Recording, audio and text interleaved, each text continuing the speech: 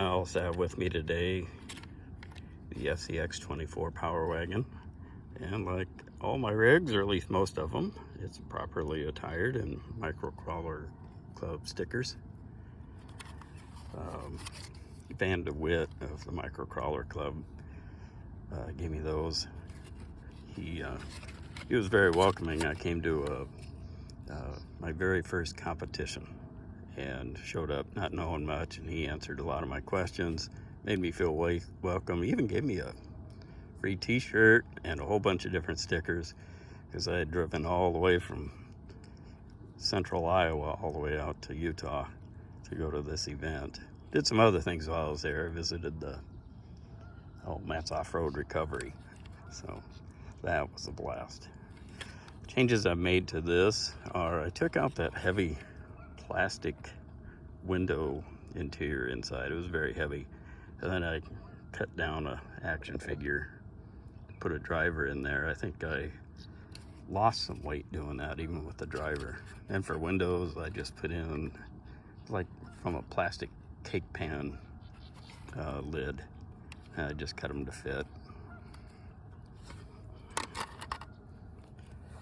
Here you can see I'm on the original electronics, stock battery, speed control, motor, and the 2-speed transmission is really good. I really like that. This thing has the best stock slow crawl of all my rigs, just because of the low gearing.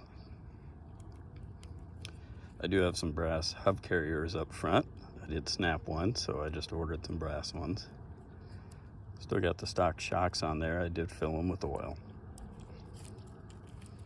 Down underneath, I've been playing around with building some brass links. I'd never done that before.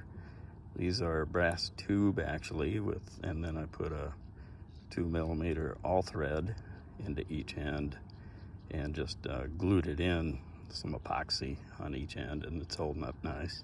I could have just threaded it all the way through probably, and that would have been fine, but that's what I did. Also, I did stretch it out, of course.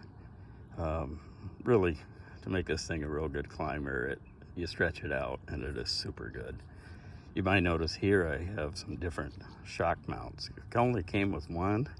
That frustrated me. I wanted to have shock mount options, so I actually designed these in Fusion 360 and then printed them out.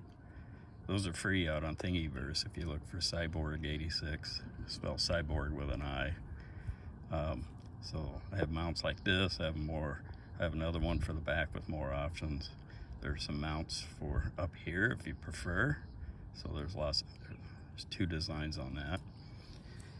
And then I don't have them on this, but there are some options I put out there in the same file for front shock mounts. Don't work too well in the Power Wagon. There's just not much room between the body and the frame there, so you can't really fit a shock up in higher, but it does add a couple of options. And then for the K5, I have a bigger one that's square, fits in this whole area, and none of those shock mounts I described require any chassis modification. They all fit into here, maybe screw into the original slot, with the exceptions of the ones that I have on here. This I had to drill a couple holes to mount it. And the design comes with a little tab that serves as a drill guide. So you drill your hole with the mount on there, then you snap off the drill guide and just install it. This is a great rig. Really happy with it. Love how it climbs.